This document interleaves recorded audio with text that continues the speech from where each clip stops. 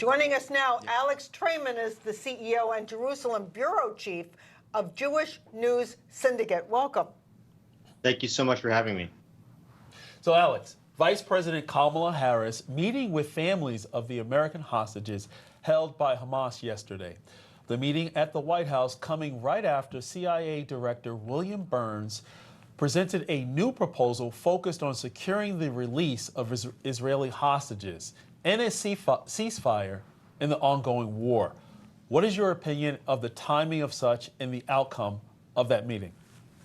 Well, the United States certainly putting tremendous pressure on Prime Minister Netanyahu, trying to change the way they conduct the war. A part of that is the accusations being leveled at Netanyahu that he is not taking seriously enough all efforts to bring back the hostages, which would essentially mean that they capitulate on their goals of winning the war. So they're part of the pullout, I believe, from the IDF to only a single brigade is conditioned on trying to get hostage negotiations started and moving forward. However, the more pressure the Biden administration puts on Israel and gets it to capitulate, the higher the demands are from Hamas. So in actuality, what they're doing is making a hostage release much more complicated.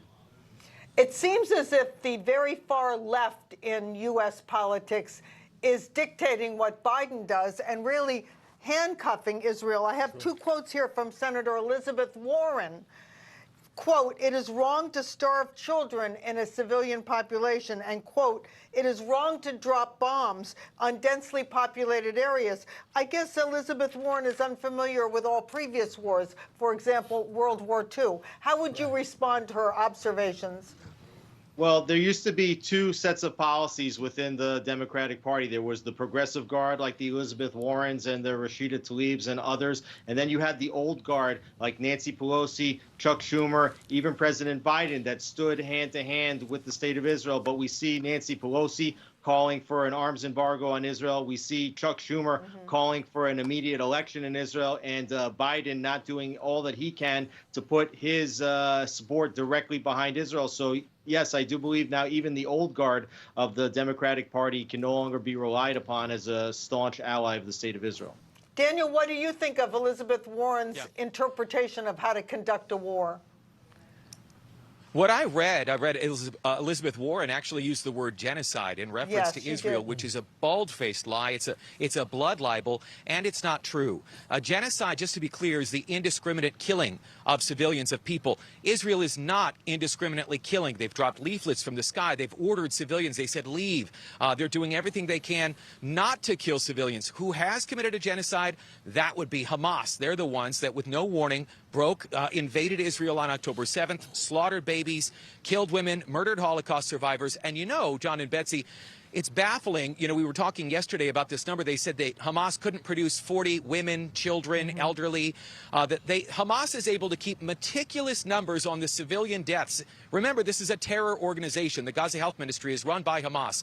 That they can keep these really precise numbers about these civilian deaths, but they can't seem to keep track of a few dozen Israeli hostages. The prevailing wisdom here, to me, says that barbaric terrorists willing to do what Hamas did, you know, maybe they'd be willing to fudge the numbers just a little bit when it comes to that death toll.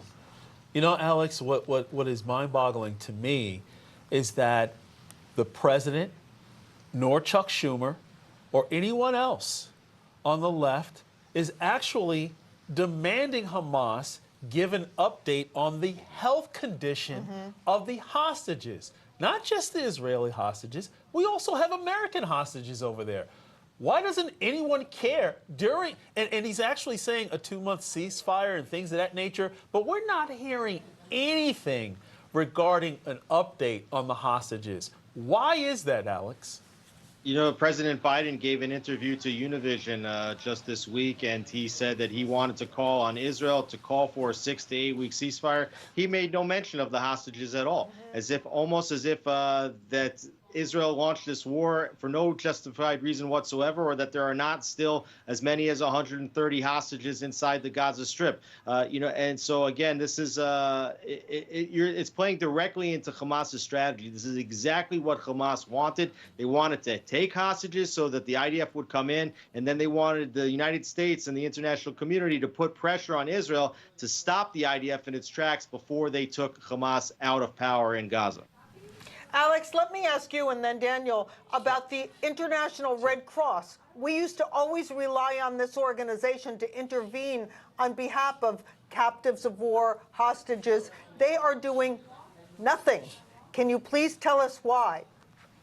The International Red Cross, like every single other international agency, seems to be doing Hamas's bidding right now. That includes UNRWA, UNESCO, UN Human Rights. The Red Cross has been an absolute disaster. The only thing that they've done is served as the Uber service for Hamas. When Hamas did release the 110 hostages, they were the ones that brought them to the Israeli border. But other than that, they have been completely ineffective.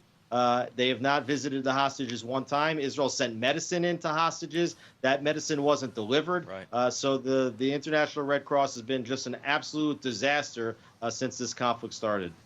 You know what, Daniel? The thing That's is, an excellent point. Go ahead, please. Yeah, I just wanted to say that that's an excellent point that Alex just made in the beginning, in the earlier days and weeks of this war. It was reported that the Red Cross could have brought medicine to some of the Israeli hostages, but that they didn't feel it was right to bring medicine to the Israelis who were being held hostage while the Gazan civilians were suffering. And a lot of people here in Israel were just simply outraged by that. So I would just say one other thing, though, too, about the Americans, John, that you brought up, which is also a great point. How is it that after 6 months in this war, we don't even know their names? President Biden, Secretary Blinken, the White House, maybe this is the moment right now that how do we not know the names? There are between 5 and 10 Americans. How do we know that? Because the White House told us this. Who are they? Where do they live?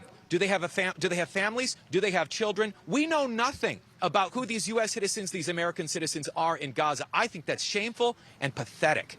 Shameful is the right word. Right. And you know what? If we left it up to Biden, Schumer, and progressives, the way they've been talking, people would actually think and believe that Israel started this war and Israel is holding the hostages. This is complete madness.